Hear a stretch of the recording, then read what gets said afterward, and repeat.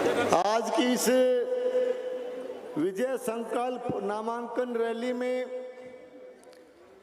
हमारे बीच पधारे मुख्य अतिथि हरियाणा के भारतीय जनता पार्टी के पूर्व प्रदेश अध्यक्ष आदरणीय सुभाष बराड़ा जी,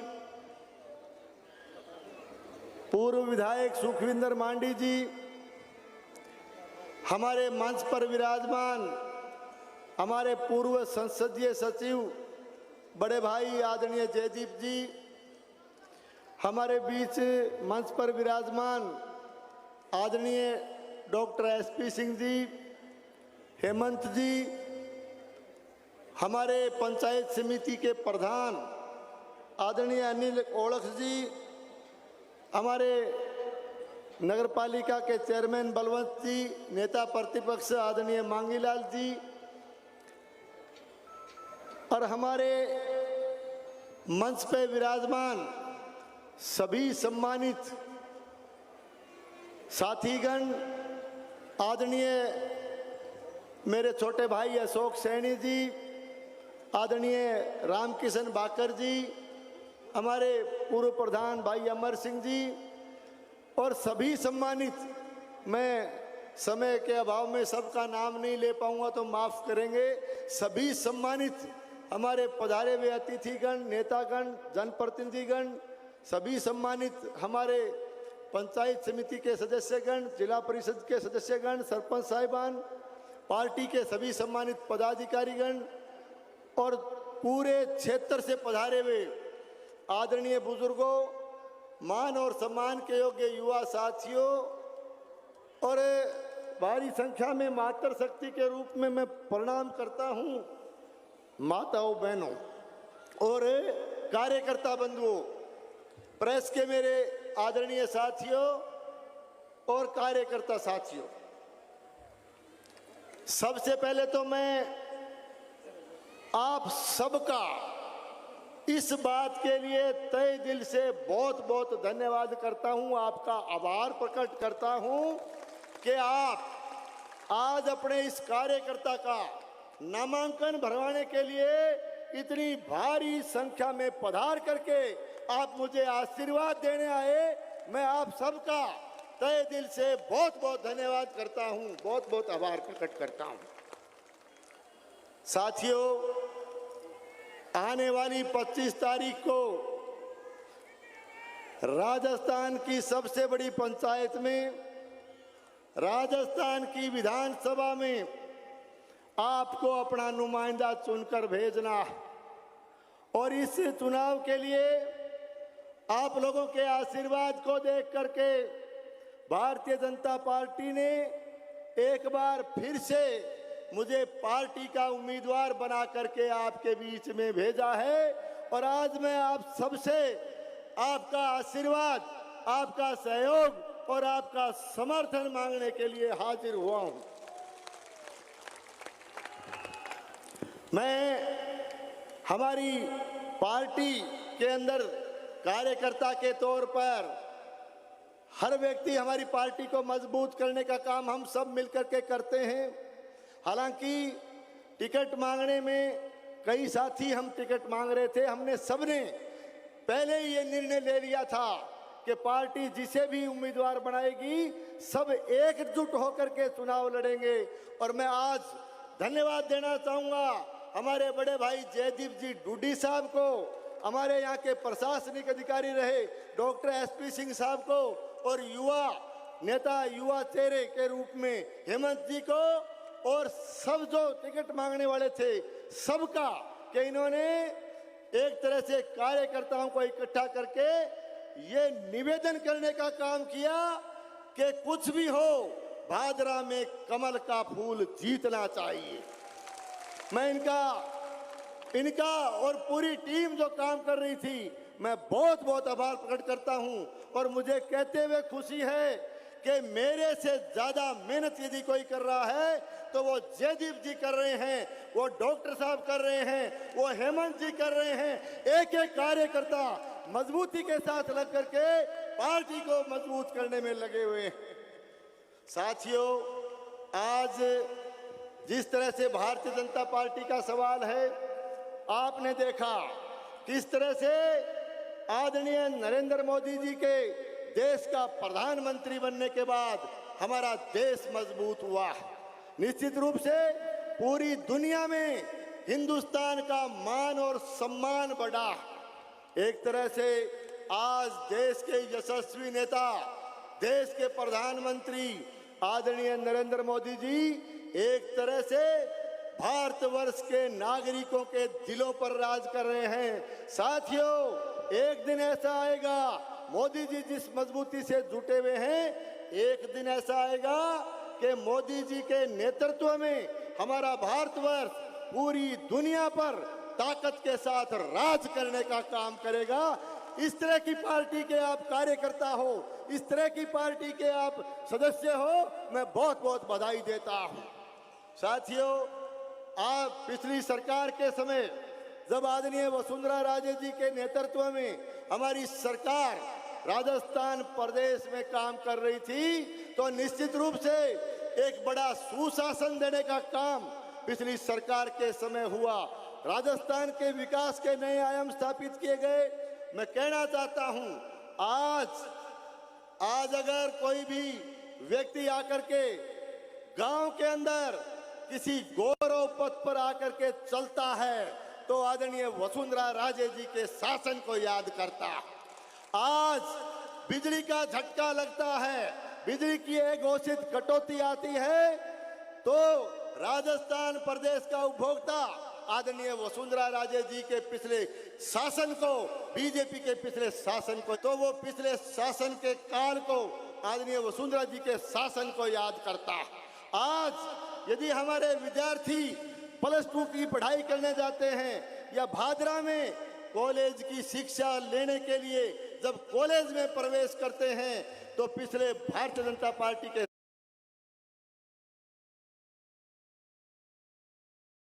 भारत से दूर दराज के इलाके से गोगा जी के पवित्र धाम पर गोगा मेड़ी में आकर के जब माथा टेकने आते हैं, मंदिर में प्रवेश करते हैं तो वसुंधरा राजे जी की पिछली सरकार को याद करते हैं।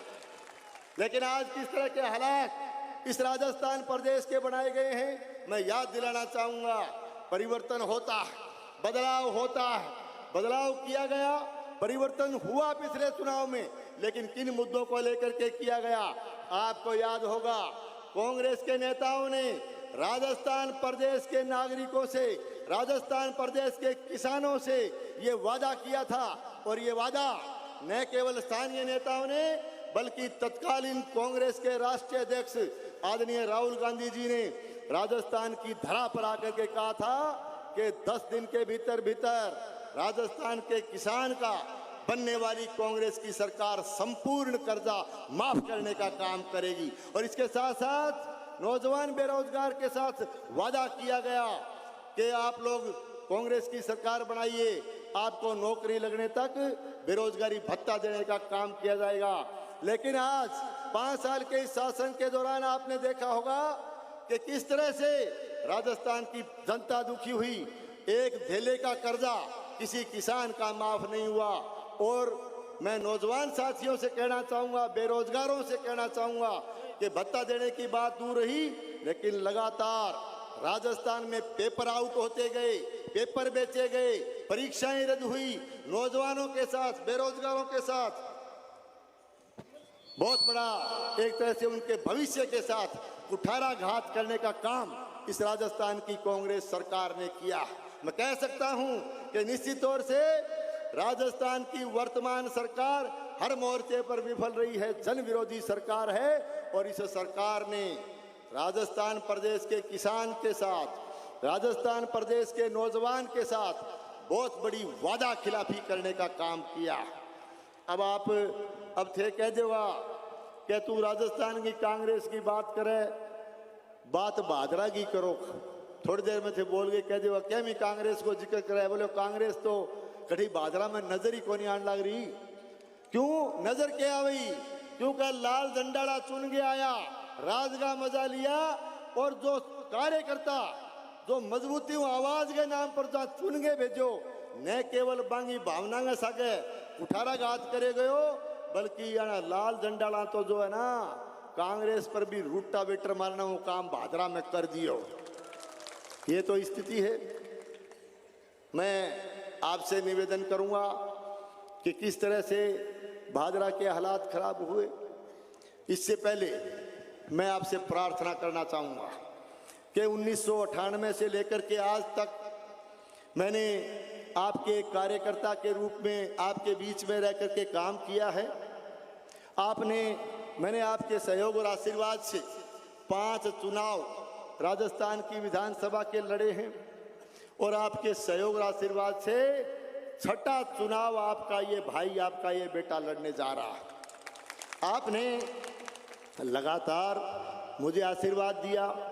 भादरा की राजनीति में 25-30 साल तक टिका रहना, क्योंकि भादरा की राजनीति बड़े जागरूक हमारा क्षेत्र है। यहाँ 25 साल तक टिका रहना ये तभी संभव हो पाया है कि आप लोगों ने लगातार मुझे आशीर्वाद दे करके, आपने पूरा प्रेम और प्यार दे करके, मुझे सहयोग दे करके लगातार आपने मुझे राजनीति में बना करके रखा।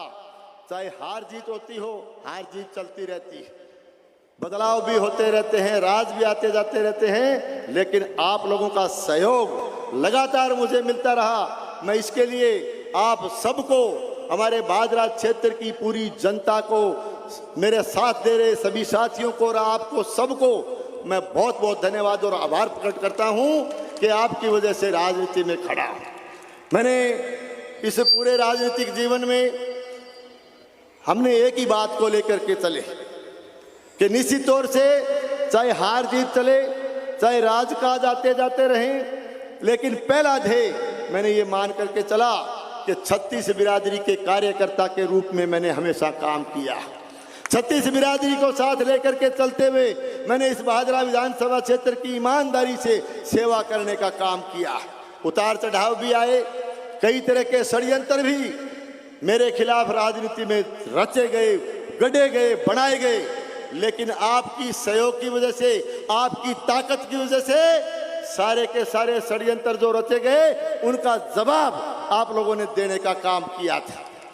और अब भी के है, अभी कौन सो थमे है, वो तो और काम भी करेगा, कोशिश करेगा कि किए ही करके कमजोर हुए, लेकिन घबराइयो ना, उतार चढ़ाव आवेगा, झूठा रहो, चिंता करने की जरूरत को नहीं थे, सागा हो तक कोई तरह की चिंता करने की जरूरत को नहीं। जो मंजिल जो थारे सामने है थे मजबूती लगे रहो, भी मंजिल पर पहुंचने को प्रयास करो। मैं ये आपसे निवेदन करने के लिए आया हूं। साथियों, किस तरह का परिवर्तन पिछले चुनाव में किया गया, परिवर्तन हुआ, बदलाव हुआ। नारा दिया गया कि हमें राज नहीं आवाज चाहिए, और किसान हितैषी की बात करते हुए प्रधानमंत्री फसल बीमा योजना के नाम पर लोगों को गुमराह करने का काम किया गया, और आवाज के नाम पर जनता ने समर्थन देकर के जयपुर भेजने का काम किया। लेकिन जिस आवाज को भादरा विधानसभा क्षेत्र की जनता ने बुलंद करके जयपुर भेजने का काम किया था, वो आवाज जयपुर पहुंचते पहुंचते कांग्रेस की झोली में जाकर के बैठ गई, आदरणीय गहलोत साहब की झोली में जाकर के बैठ गई।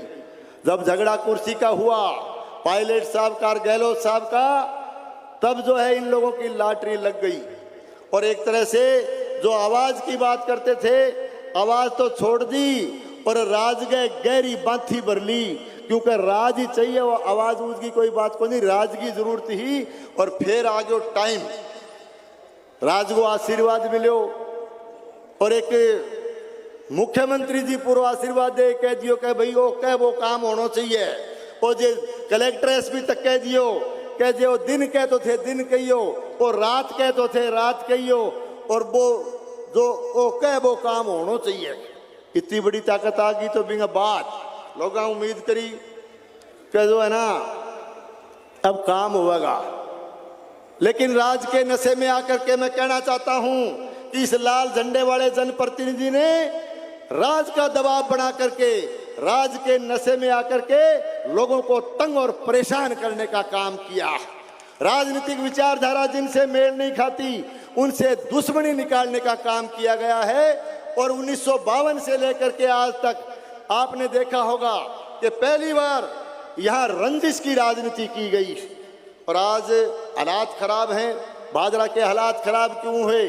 भादरा के हालात इसलिए खराब हुए क्योंकि पिछले चुनाव में क्षेत्र की जनता ने यहाँ की सत्ता नालायकों के हाथ में सौंप दी, निकम्मे और नकारा लोगों के हाथ में सौंप दी। और मैं कहना चाहता हूं, आज हालात खराब हैं और इस तरह के लोगों को राज की चाबी जो है सौंप दी गई। याद रखना, अगर बुरे लोग सिर्फ समझाने से समझ जाते तो बांसुरी बजाने वाला कभी महाभारत नहीं होने देता। ऐसे नहीं समझने वाले ये लोग, आगे वोट की चोट 25 ने मार दो।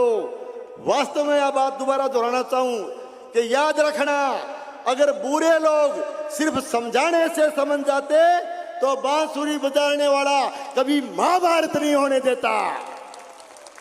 ये क्या हालात हैं, किस तरह के इन्होंने हालात पैदा या कर रखे हैं। और आज मैं कहना चाहता हूं, पहले भी मैंने एक रैली के दौरान कहा था और कहने के बाद इनको गुस्सा ज्यादा आएगा, क्यों गुस्सो ज्यादा आने लग गया दिना में।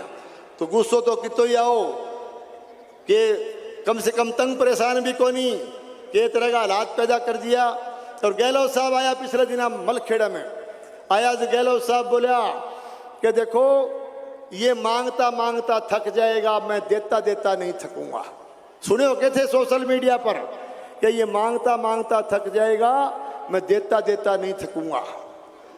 तो ये भादरा को जिला मांगता तो मैं जिला दे देता। अब गहलोत साहब मलखेड़ा में कहीं सुनी के थे बात।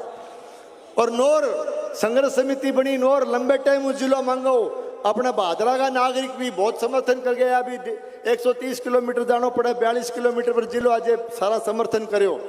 तो चलो गहलोत साहब तो भादरा की कहा मलखेड़ा में, अरे भाई जिलो फिर मांगे क्यों को नहीं? जिला क्यों नहीं मांगा? जिला इसलिए नहीं मांगा क्योंकि ये लोग भादरा का विकास नहीं चाहते थे, नोर का विकास नहीं चाहते थे। ये लोग लोगों की समस्याओं का निवारण नहीं चाहते थे। और फिर तेरे नोर पसंद को नहीं आई, तेरा भादरा पसंद को नहीं आई, तो मलखेड़ा में ही बनवा लिया यार। कौन रोका हो? मलखेड़ा में मांग लिया यार, मलखेड़ा में जिलो बनवा लिया यार।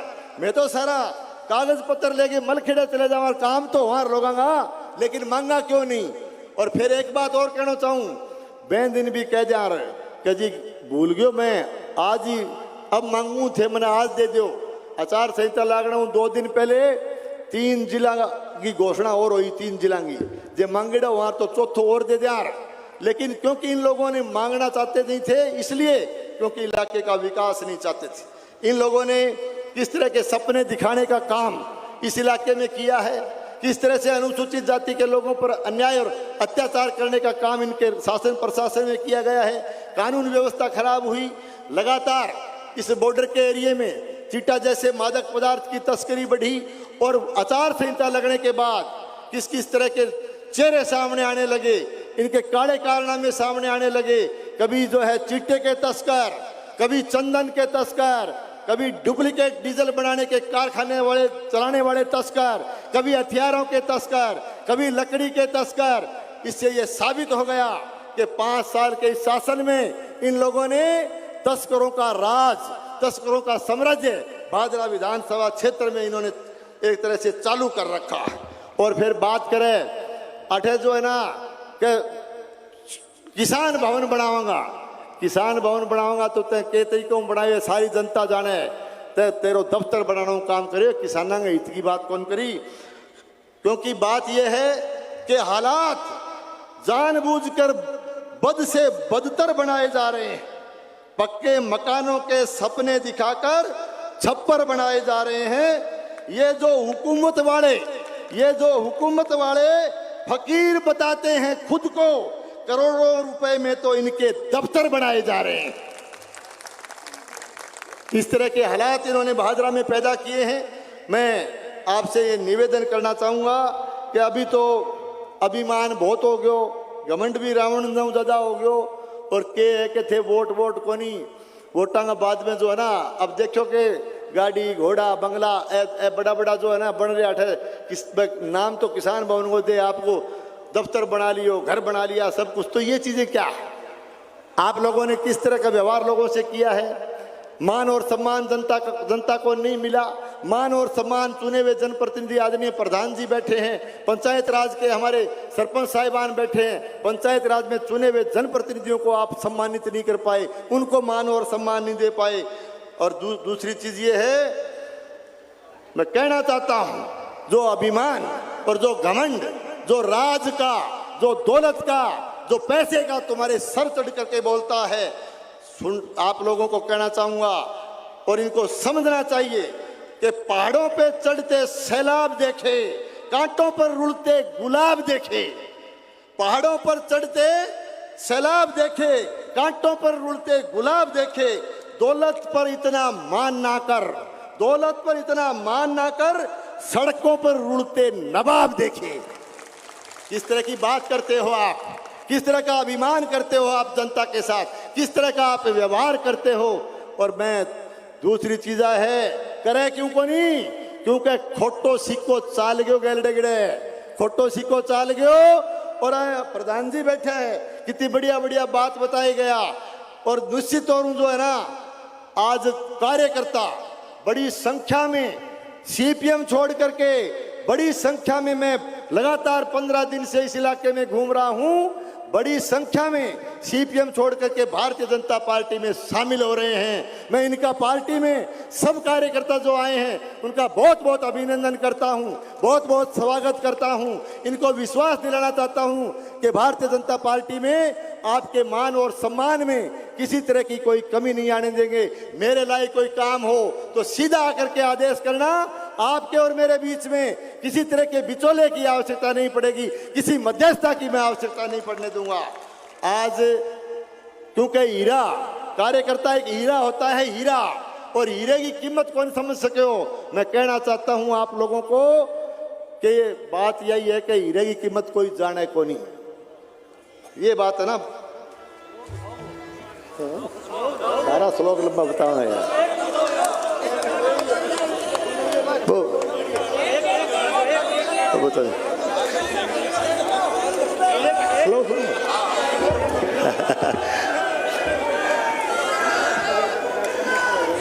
चढ़ते सूरज ढलते देखे, चढ़ते सूरज ढलते देखे, जलते बुझते दीवे बढ़ते देखे, चढ़ते सूरज ढलते देखे, बुझते दीवे बढ़ते देखे, हीरे दा कोई मोल ना जाने, खोटे सिक्के चलते देखे।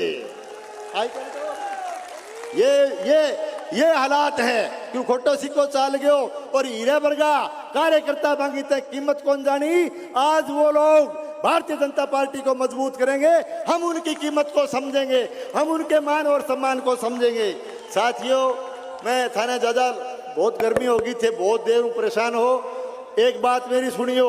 अभी नामांकन पत्र दाखिल करने जाऊंगा, 12 भी बहुत साथी खड़ा है, 8 भी थे सारा साथी हो। मेरी हाथ जोड़ के प्रार्थना है कि आधी घंटा को समय और दे दियो थे, सारा एसडीएम कार्यालय तक जुलूस के रूप में मेरे सागा चालियो। हाथ खड़े करके बताओ चालोगा कौन चालो, सारा चालियो। तो बहुत लोग बाहर खड़े हैं, बहुत साथी बाहर खड़े हैं, उनसे भी कहना चाहता हूं कि एक मिनट बैठो, आप सब लोग चलेंगे।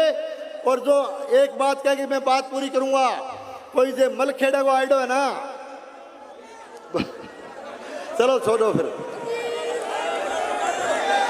अभी अपने सारे के सारे अपने साथ चलेंगे, सारे के सारे अपने साथ चलेंगे। आप लोग चल